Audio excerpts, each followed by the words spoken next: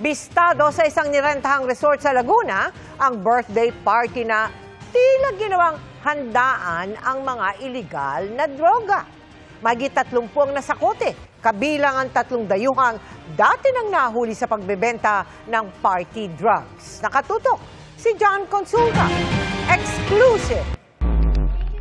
Sa surveillance video ng NBI, makikita ang mga sasakyan ng mga target na nakaparada na sa kanilang nirentang resort sa Barangay Pansol, Calamba, Laguna. Sa loob ng resort, kita sa CCTV ang umunoy subuan ng illegal na party drugs sa mga bisita ng isang lalaki sa isang birthday party. Pagkakuha ng senyas, sumalaki na ang mga tauhan ng NBI Dangerous Drugs Division at Organized and Transnational Crime Division.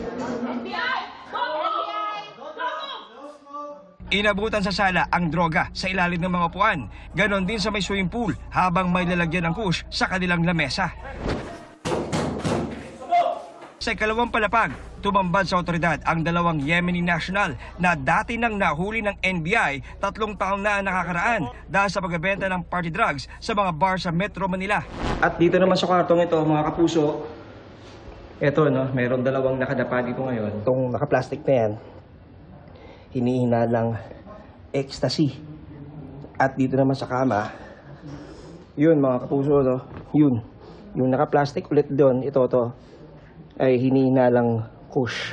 Yung Saturday, nakatanggap sa informante natin na magkakaroon ng PAT session somewhere in Laguna. We were able to locate yung location. Kung napansin kasi natin na they were distributing drugs. So we started entering the premises to stop it from escalating. Nakita rin ang iba't ibang klase, kulay at korte ng droga tulad ng umano'y ecstasy, ketamine, cocaine, GHB o liquid ecstasy at kush o high-grade marijuana na sa kabuuan ay tinatayang nagkakahalaga ng 3 hanggang 4 na milyong piso.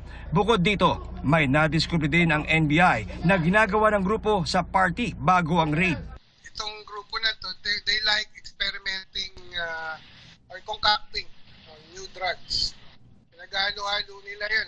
Yung mga naka-fake ng mga pinagagawa nila ay nagko-collapse. Nangingisay. Iba-iba ang sagot ng mga nahuli sa operasyon.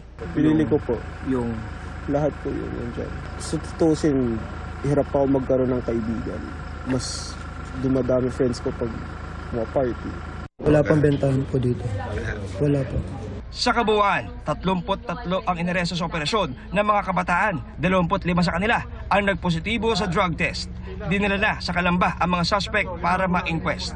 Para sa GMA Integrated News, John Consulta, nakatutok 24 oras.